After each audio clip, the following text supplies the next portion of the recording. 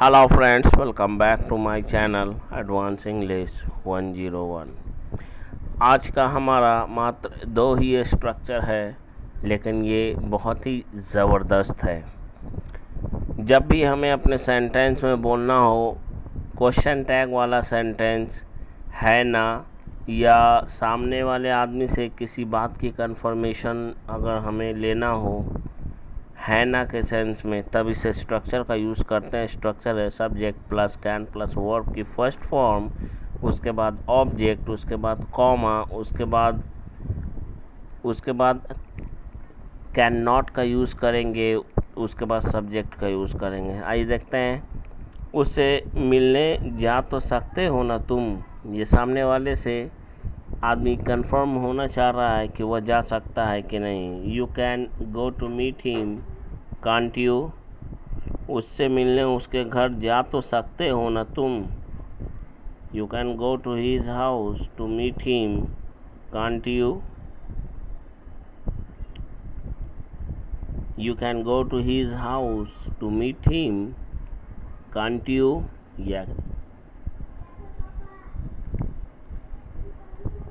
यह question tag का sentence है, इसे सीख लीजिए ध्यान से। उसे डॉक्टर के पास लेकर जा तो सकते हो ना तुम। सबसे पहले हम इसका एक सेंटेंस कंप्लीट करते हैं कि तुम डॉक्टर के पास उसे लेकर जा सकते हो। यह सेंटेंस हम कंप्लीट करेंगे पहले। You can take him to the doctor. उसके बाद हम लोग यहाँ पे अगर पॉजिटिव में है तो इसे निगेटिव में कर देंगे कॉमा देने के बाद। उसके बाद सब्जेक्ट लिखेंगे कांट यू। तुम्हारे बच्चों को प्यार कर तो सकता हूँ ना मैं। ये सामने वाले से कंफर्म होना चाह रहा है कि क्या मैं तुम्हारे बच्चों को प्यार कर सकता हूँ। तो इसे हम लोग कहेंगे I can love your children, और you can say I can love your kids can't I. कुछ पैसे देकर उसकी मदद तो कर सकते हैं ना हम लोग। ये हम लोग आपस में कंफर्म होना चाह रहे हैं कि कुछ पैसे देकर उसकी मदद तो हम लोग ज़रूर कर ही सकते हैं। We can help him by giving some money to him can't we. तुम गंगा नदी में अच्छे से तैर तो सकते हो ना। तो सबसे पहले हम लोग सेंटेंस बनाएंगे, तुम गंगा नदी में अच्छे से तैर सकते हो। उसके बाद कांट यू हम लोग लिखेंगे। You can swim properly in the Ganga river can't you, या प्रॉपरली को आप बाद में भी लिख सकते हैं। You can swim in the Ganga river properly can't you.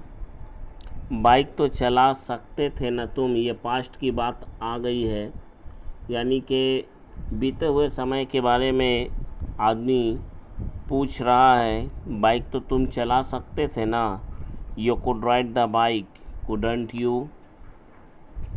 तुम वहाँ जा तो सकते थे ना, अगर बोलना हो तो you could have gone there couldn't you.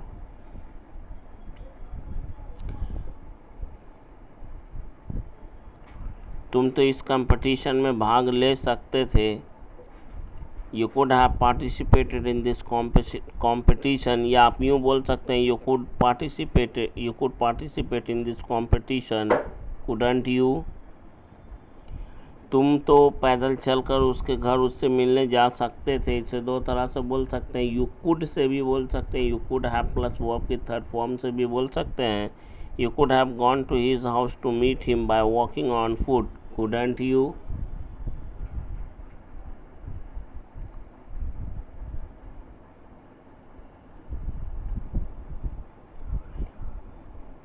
उससे प्यार से बात तो कर सकते थे ना तुम, या तुम तो उससे प्यार से बात कर सकते थे, है ना। ऐसा दोनों सेंटेंस सेम है, सेंस दोनों का एक ही है। You could have talk to him with love couldn't you. You could have talked to him with love couldn't you. इस काम के लिए 5,000 रुपये दे सकता है वह। He can give 5,000 rupees for this work, can't he?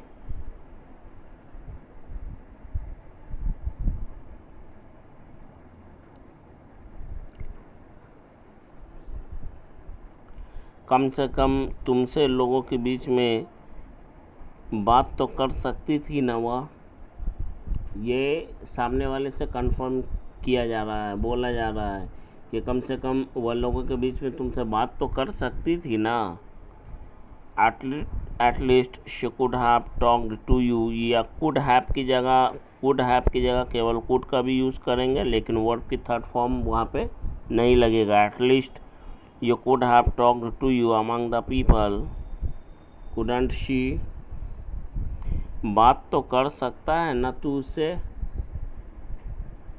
हम लोग हर दिन इस तरह के सेंटेंस को बोलते हैं।